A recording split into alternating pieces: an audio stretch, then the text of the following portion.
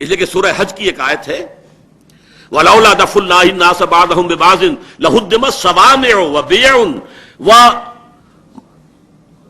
وَصَلَوَاتٌ وَمَسَاجِدُ يُذْكَرُ فِيهَا اسْمُ اللَّهِ كَثِيرًا. صلوات صلوتا کی جمع ہے، یہودیوں کا سینگاگ صلوتا، اور بھی اور یہ جو گرجے ہیں اور خانقاہیں ہیں صومعے ہیں، تو پہلے ان کا ذکر ہے، پھر ہے وَمَسَاجِدُ يُذْكَرُ فِيهَا اسْمُ اللَّهِ كَثِيرًا، وہ مسجدیں کہ جن میں اللہ کا کثرت کے ساتھ ذکر کیا جاتا ہے، ان کا آخر میں ذکر ہے. یہ ہے وہ بات جو قائد اعظم نے کہی. البتہ ایک جملہ ایسا ہے جہاں وہ کہہ گئے ہیں کہ ہاں ریلیجن جو ہے وہ پرائیویٹ افیئر ہے تمام انڈیویجولز کا، اس میں بو موجود ہے سیکولرزم کی. سیکولرزم کا اصول یہی ہے کہ تمام مذاہب ایٹ پار ہیں، ہر فرد کو مذہبی آزادی مکمل ہے. آج امریکہ میں ہے، جائیے آپ مسجد بنائیے، زمین خریدیے، مسجد بنائیے، کوئی آپ کو روکنے والا نہیں، کہیں بھی جائیں، یہ مذہبی آزادی. البتہ دین جو ہے، نظام، وہ کسی مذہب کے حوالے سے نہیں ہوگا. وہ لوگ اپنی مرضی سے اپنے نمائندوں کی اکثریت کے حوالے سے جو چاہیں گے قانون بنائیں گے. یہ سیکولرزم ہے. سیکولرزم لا دینیت ہے. اسی لیے علامہ اقبال نے جو پھپتی چست کی تھی مصطفیٰ کمال پاشا پر، لا دینی و لاطینی کس پھیر میں الجھا تو، یہ لا دینیت جو ہے سیکولرزم ٹرکی کا، ہمارے پرویز مشرف صاحب نے آتے ہی اس کا حوالہ دیا تھا مصطفیٰ کمال پاشا کا. چاک کر دی ترک نادا نے خلافت کی قبا، سادگی اپنوں کی دیکھ اوروں کی عیاری بھی دیکھ، اور لادینی و لاطینی کس پھیر میں الجھا تو، دارو ہے غلاموں کا لا غالب الا ہو. تو یہ لادینیت ہے در حقیقت، لا مذہبیت نہیں ہے. مذہب تو سب کا ہے، لیکن میں نے جیسا کہ 3-4 آپ کو حوالے دیے ہیں، اگر ہم آپ اس کے ساتھ قائد اعظم کی پچھلی تقریروں کو دیکھیں گے تو وہ اسلام کو ریلیجن کہتے ہی نہیں. اسلام کا ایک حصہ ریلیجن کا ہے، عبادات، عقائد، رسومات، یہ ریلیجن ہے، یہ پرائیویٹ افیئر ہے. یہ شیعہ اپنے طور پر کرے، سنی اپنے طور پر کرے، اور یہ کہ حنفی اپنے طور پر، مالکی اپنے طور پر، اہل حدیث اپنے طور پر کرے. یہ ہے مذہب. دین جو ہے تو جب وہ کہتے ہیں اسلام تو کوڈ آف لائف ہے، اسلام تو نظام زندگی ہے، یہاں تک الفاظ ہیں کہ اسلام تو انسان کے صبح بیدار ہونے سے رات کو سو جانے تک ہر عمل کے ضمن میں ہدایت دیتا ہے. یہ الفاظ ہیں، آپ کو انہی جو اقتباسات ہیں ان کے اندر مل جائیں گے. کامل کوڈ ہے یہ اسلام. تو معلوم ہوا کہ وہاں صرف یہ جملہ کہنے سے رہ گیا ہے، ورنہ یہ کہ جب وہ کہتے ہیں کہ مذہب تو ہر ایک کا انفرادی معاملہ ہے، تو اسلام کو تو وہ مذہب نہیں مان رہے، اسلام کو ریلیجن نہیں مان رہے، اس کو کوڈ آف لائف کہہ رہے ہیں، کانڈکٹ آف لائف کہہ رہے ہیں، نظام زندگی کہہ رہے ہیں. اس حوالے سے لیکن یہ ضرور ہے کہ میں پھر یہ کہوں گا کہ یہ ماننا پڑتا ہے کچھ بو اس میں ہے سیکولرزم کی. آخر اتنا لوگوں نے شور جو مچایا ہے تو کہیں انگلی رکھنے کی جگہ ملی ہے تو انہوں نے وہاں پر جو ہے عمارت تعمیر کر دی ہے. لیکن اس کی تعویل کیا ہے، توجیہ کیا ہے؟ دیکھیے یہ جملہ ایسا ہے کہ غلام احمد پرویز صاحب اگرچہ ہمارے نزدیک تو وہ کوئی پسندیدہ شخصیت نہیں تھے، اس لیے کہ سنت کا انکار اور حدیث کا استخفاف کر کے وہ مسلمانوں کو مین سٹریم سے کٹ گئے تھے. ان کے تو کفر کے بھی فتوے جو ہیں بنوری ٹاؤن سے 500 علماء کے دستخطوں سے شائع ہو گیا تھا. لیکن اس میں کوئی شک نہیں کہ وہ شخص قائد اعظم اور مسلم لیگ دونوں کا عاشق صادق تھا. آخری دم تک پاکستانی تھا، پہلے سے پاکستانی تھا. جب وہاں وہ دہلی میں سیکریٹریٹ کے اندر ملازمت کر رہے تھے تب بھی وہ خطیب پاکستان تھے. 2 تھے وہاں پر، غلام احمد پرویز اور مولانا شام الحق تھانوی. یہ 2 ہی تھے دلی کے اندر کے جو اسلام کا اور مسلمانوں کا اور مسلم لیگ کا جو راگ الاپتے تھے. ان کو بھی دقت ہوئی ہے قائد اعظم کے اس بیان کی تعویل نہیں کر سکے. انہوں نے توجیہ یہ کی ہے کہ معلوم ایسا ہوتا ہے کہ پاکستان کے قیام کے فوراً بعد جو حالات انتہائی سمجھیے تشویشناک اور بہت ہی گھبرا دینے والے تھے، پیسہ ایک پاس نہیں، تنخواہ دینے کو ہے نہیں پیسہ. وہ تو سر آدم جی نے ایک چیک دیا ہے تو وہ سینٹرل گورنمنٹ کے ملازمین کو تنخواہ دینے کے لیے پیسہ ہوا.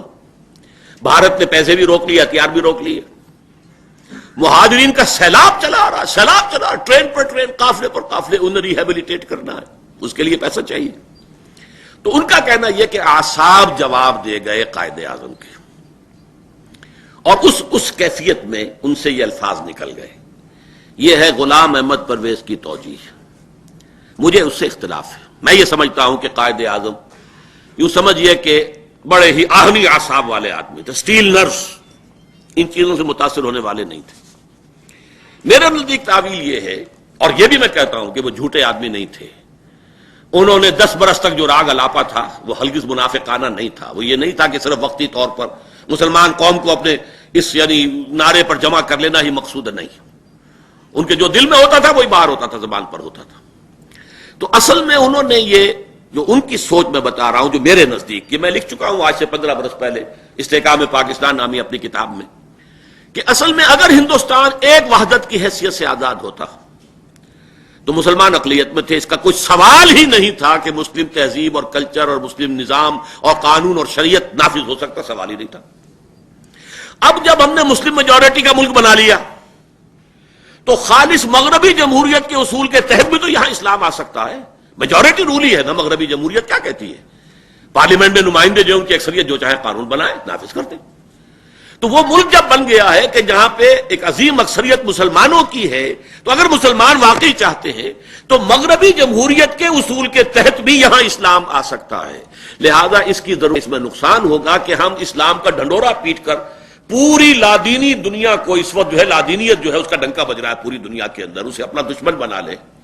اس حوالے سے کچھ جو ہمیں چاہیے تھوڑا سا، جسے آپ کے بریدنگ سپیس ہمیں کچھ مل جائے، کہ یہ اسی پروسیس سے ہو کر مسلمانوں کے مطالبے کے تحت مسلمانوں کی ایک کلیکٹیو جو ان کی سوچ ظاہر ہوگی اپنی انتخابات کے اندر، اور اس کے نتیجے میں یہاں اسلام آ جائے گا جمہوری دباؤ کے تحت. اس لیے انہوں نے یہ انداز اختیار کیا ہے. اور یہ مجھے اختلاف ہو سکتا ہے، آپ کو بھی اختلاف ہو سکتا ہے، لیکن میرے نزدیک توجہ یہ ہے، جھوٹ نہیں تھا. اس لیے کہ اسی میں اب دیکھیے میں آپ کو 2 حوالے دے رہا ہوں. اسٹیٹ بینک آف پاکستان کا افتتاح کر رہے ہیں، یہ ہو رہا 48 میں، وہ تو 47 کا بیان ہے. I shall watch with keenness the work of your research organization in involving banking practice compatible with Islamic ideals of social and economic life. The economic system of the West has created almost insoluble problems for humanity. It has failed to do justice between man and to eradicate friction from the international field.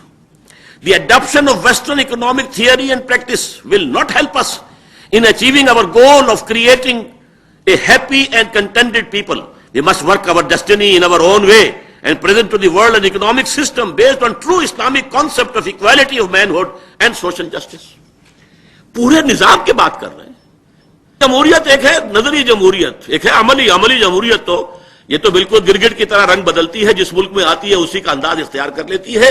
ہمیں اپنے اصولوں کے مطابق جمہوریت لانی ہے. یہ بربلا انہوں نے کہا ہے، انہیں اقتباسات کے اندر وہ بات موجود ہے.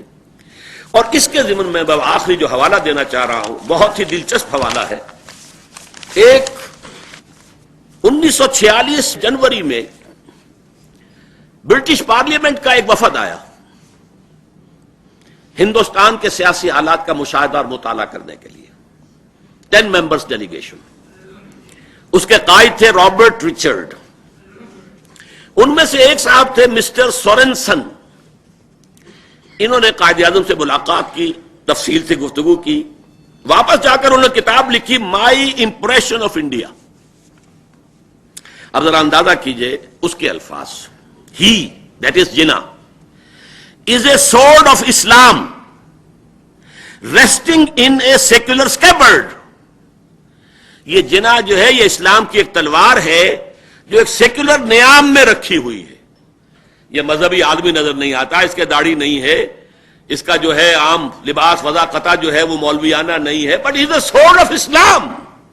یہ سارا جو اوپر ہے یہ تو نیام ہے جو ہمیں نظر آ رہا ہے، یہ تو سیکولر ہے، یہ مغربی تہذیب کا جو بھی آثار ہے. اب یہ قول جو ہے ذرا نوٹ کیجئے، یہی میں سمجھتا ہوں، اور یہ تو میرے علم میں اب آیا ہے. میں نے آج سے 15 برس پہلے تعویل کی ہے کہ انہوں نے در حقیقت یہ چاہا کہ اسلام یہاں آئے، لیکن آئے اسی اصول کے تحت. میجورٹی جب میجورٹی یہاں ہے. اب یہ دوسری بات ہے کہ کیوں نہیں آیا. ویسے تو یہ کہ جتنا آیا وہ بھی اسی اصول کے تحت آیا. آخر عوامی دباؤ تھا تو قرارداد مقاصد پاس ہوئی نا. سیکولرزم کی تو نفی اس میں ہو گئی. سوورنٹی بلانگز ٹو گاڈ، بات ختم ہو گئی. سروری زیبا فقط اس ذات میں ہمتا کو ہے، حکمراں ہے ایک وہی باقی بتانے حاضری. اسی طریقے سے پھر اس کے بعد جو ہے جو کچھ ہوا ہے یہاں پر، حالانکہ قائد عوام ذوالفقار علی بھٹو دستور بنا رہے ہیں اور وہ بھی وہاں پر اسلامی دفعات لانے پر مجبور ہو گئے.